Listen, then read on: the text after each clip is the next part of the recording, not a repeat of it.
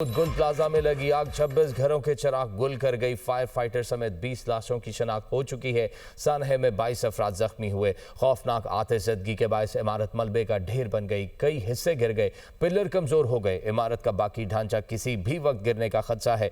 Rescue एहलकारों का मुतासरा इमारत में सर्च एंड रेस्क्यू ऑपरेशन। गुल प्लाजा के साथ वाली इमारत की दीवार तोड़ दी गई। रेस्क्यू और फायर ब्रिगेड का अमला अंदर दाखिल हो गया। मलबा हटाने का काम भी जारी है। इस वक्त की ताज़ा तरीन सूरत हाल क्या है, जानते हैं हमारे नुमाइंदे अजहर जैदी से। अजहर जैदी, आगाह कीजिएगा, इस वक्त ताज़ा तरीन सूरत हाल क्या है? जी बिल्कुल, गुल प्लाज़ा सानह गुल प्लाज़ा को आग लगे जो है तकरीबन 50 घंटे से ज़ायद का वक्त जो है गुजर गया है। इस वक्त भी रेस्क्यू ऑपरेशन जो है जारी है। आग के ऊपर तो काबू पा लिया गया है, ताहम इस वक्त रेस्क्यू ऑपरेशन जारी है और रेस्क्यू की टीमें जो है मुख्तलिफ़ जगहों पे जो है ये रेस्क्यू ऑपरेशन कर रही हैं। 3 अतराफ़ से जो है ये रेस्क्यू ऑपरेशन जारी है। और मैं आपको बताता चलूँ कि जो गुल प्लाज़ा की छत पे पार्किंग थी, वहाँ से 3 गाड़ियों को जो है वो उतारा गया है क्रेन की मदद से। मैं अपने कैमरामैन रेहान से कहूँ कि वो आपको दिखा सकें कि मेरे अक़ब में जो है वो क्रेन खड़ी हुई है, जिसकी मदद से जो है यहाँ जो जिनकी दुकानें थीं, दुकान मालकान, उनकी गाड़ियाँ यहाँ पर मौजूद थीं, जो सही सलामत गाड़ियाँ थीं, उन 3 गाड़ियों को नीचे उतारा गया है और मालकान के हवाले जो है वो किया गया है। जबकि पार्किंग के अंदर कहा जा रहा है कि अब भी मोटरसाइकिलें जो है वो यहाँ पर खड़ी हुई हैं। ताहम रेस्क्यू की जानिब से जो है जो इमारत के अंदर सर्चिंग का अमल है वो भी किया जा, और सर्चिंग का अमल जो है इस वजह से सुस्त रवि का शिकार है क्योंकि इमारत जो है बुरी तरह से मखदूश हो चुकी है, जिसकी वजह से जो है काफ़ी दुश्वारी का सामना करना पड़ रहा है रेस्क्यू काम को। और मैं आपको बताता चलूँ कि अब से कुछ देर कबल जो है गुल प्लाज़ा के बेसमेंट में जो है अचानक से आग भड़क उठी थी, जिसको जो है फायर ब्रिगेड की मदद से जो है वो तकरीबन आधे घंटे की जद्दोजहद के बाद जो है वो बुझाया गया, उसके ऊपर काबू पा लिया गया। कूलिंग का अमल जो है वो किया जा रहा है और यहाँ पर 3 अतराफ़ हैं जहाँ से जो है रेस्क्यू का अमल किया जा रहा है। और जो इमारत का हिस्सा जो है वो मुनहदम हो गया था, उसका मलबा भी यहाँ से हटाया जा रहा है। हैवी मशीनरी यहाँ पर मौजूद है। रेस्क्यू की जानिब से हैवी मशीनरी को यहाँ पर तलब किया गया है जो रेस्क्यू ऑपरेशन में हिस्सा ले रही है। इसके अलावा फायर ब्रिगेड की गाड़ियाँ यहाँ पर मौजूद हैं, वाटर बोर्ड के टैंकर यहाँ पर जो है वो मौजूद हैं, और इसके अलावा स्नार्कल्स यहाँ पर मौजूद हैं। और रेस्क्यू 1112 के अलावा जो है फायर ब्रिगेड के अलावा तकरीबन शहर भर की रेस्क्यू की टीमें जो है यहाँ पर रेस्क्यू का वो कर रही हैं। इस वक्त भी जो है इमारत के जो हिस्से हैं उनके अंदर सर्चिंग के लिए जो है वो जाने की कोशिशें की जाती हैं। जहाँ तक रसाई हासिल होती है रेस्क्यू टीमों को, वो रेस्क्यू की टीमें जो है इमारत के अंदर दाखिल होती हैं और रेस्क्यू का अमल जो है वो कर रही हैं। इस वक्त भी जो है ये इमारत के कुछ हिस्सों में दाखिल होने की जो है वो कोशिशें की जा रही हैं, ताहम अब तक जो है खातिर ख्वाह कामयाबी रेस्क्यू हुकाम को जो है वो नहीं मिल सकी है इमारत के अंदर दाखिल होने की। जी, इमारत के अंदर दाखिल होने की रेस्क्यू टीमों को अभी तक कोई खातिर खा कामयाबी हासिल नहीं हो सकी है। अजहर जैदी हमें तफसीलन आगाह कर रहे थे, आपका बहुत शुक्रिया। तो नाज़रीन, गुल प्लाजा के साथ वाली इमारत से भी उसको एक्सेस करने की कोशिश की जा रही है और अब से कुछ देर पहले क्रेन की मदद से ऊपर जो गाड़ियाँ फंसी हुई थी लोगों की, उन गाड़ियों को भी वहाँ से निकाल लिया गया है।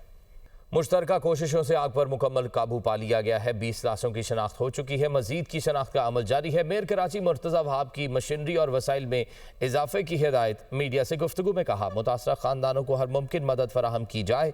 तमाम लापता अफराद मिलने तक रेस्क्यू ऑपरेशन मुकम्मल नहीं होगा। बल्दिया उज़्मा के तमाम महकमे अलर्ट हैं। इमारत में सामान मौजूद है जिसको निकालेंगे। मुश्किल हालात में भी ये लोग मैदान में हैं। बल्दिया उज़्मा के तमाम महकमे अलर्ट हैं। इमारत में सामान मौजूद है जिसको निकालेंगे।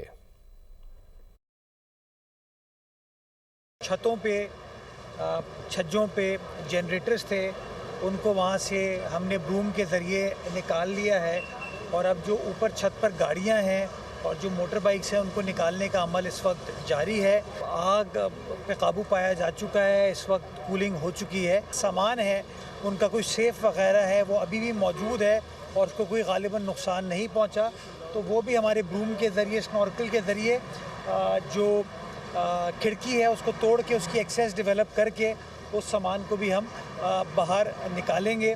ताजिर बिरादरी है, उनके साथ हम कॉन्स्टेंटली इन टच हैं और जो भी उनकी रिक्वायरमेंट है उनको भी एड्रेस किया इस वक्त जा रहा है। 20 के करीब ऐसी बॉडीज़ हैं जिनकी शनाख्त हो चुकी है। कुछ और बॉडीज़ हैं जो हमने निकाली हैं लेकिन उनकी शनाख्त का सिलसिला इस वक्त चल रहा है। वो DNA के ज़रिए होगा, उसमें कुछ टाइम लगता है। जैसे वो चीज़ फाइनलाइज हो जाएगी वो आपको हम प्रोवाइड कर देंगे।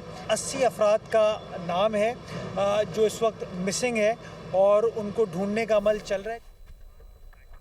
गुल प्लाजा के 26 में से 24 गेट बंद थे। एनी शाहिद दुकानदार जुबैर के इंकशाफात बताया, आग बहुत तेजी से फैली, पूरी मार्केट में धुआं भर गया, सांस लेना मुश्किल हो रहा था। हमारी दुकान में खवातीन समेत 12 से 15 अफराद थे। हम अपनी मदद आपके तहत अंदर गए, अपने कज़न समेत बहुत से लोगों को खुद इमारत से बाहर निकाला। दूसरे कज़न का कुछ पता नहीं चल रहा। कम से कम हमें लाशें ही मिल जाएं ताकि उनकी तदफीन कर सकें। मार्केट के जो 26 गेटें हैं, 24 गेटें हैं, उसमें जो है ना तकरीबन हमारी जो 24 गेटें जो है ना वो 10 बजे के बाद जो है ना बंद हो जाती है। जो बाकी जो दो रास्ते खुले होते हैं, जो मेन गेट है, धुआं इतना तेज़ था कि कुछ नज़र नहीं आ रहा था। लेकिन जहाँ तक हमारी नज़रें गई हैं, हमें उसी गली में तकरीबन 30 से 35 अफराद हमें वहाँ बेहोशी की हालत में हमें नज़र आए हैं, जो हमने खुद अपने आंखों से देखे हैं। मस्जिद में कोई तकरीबन 4 अफराद नमाजी जो वहाँ मेरे ख्याल में नमाज़ पढ़ रहे थे या आराम कर रहे थे, कुछ पता नहीं है, वो हमारे पाँव के नीचे आए हैं। तो हमें पता लगा कि यहाँ भी कोई है, तो हमने उन्हीं को जो है ना रेस्क्यू करके हम उसी को बाहर ले गए हैं। 6 से 8 लेडीज़ हमारी दुकान में एंटर हुए हैं। उसके अलावा 6 बंदे हमारे अपने हैं दुकान में, जिसमें से 2 हमारे कज़न हैं और एक हमारा मामू का लड़का है जो बेचारा जुम्मे वाले दिन कोयटा से आया था, मेहमान था हमारा, 11 साल का बच्चा था। तो उसे हम हफ्ते वाले दिन दुकान पे लेके आए, तो आज वो बेचारा भी इसी हादसे में जो है ना उसके लपेटे में आ गया। कराची गुल प्लाजा में लगने वाली आग में लापता अफराद की तादाद और उनका डेटा ज़िले इंतजामिया और हुकूमत के लिए चैलेंज बन गया। 48 घंटे बाद भी पुलिस और ज़िले इंतजामिया लापता अफराद की हतमी फहरिस्त तैयार नहीं कर सकी है। बैरिस्टर गौहर ने जुडिशल कमीशन इजलास में शिरकत बानी PTI से मुलाकात से मशरूत कर दी। सुप्रीम कोर्ट के बाहर गुफ्तगू में उनका कहना था कि 27वीं आईनी तरमीम और नई अदालत बनी तब से अब तक बानी PTI से मुलाकात नहीं हुई। जिस तरह बाकी कमेटियों का बॉयकॉट किया उसी तरह जुडिशल कमीशन इजलास में भी नहीं गए।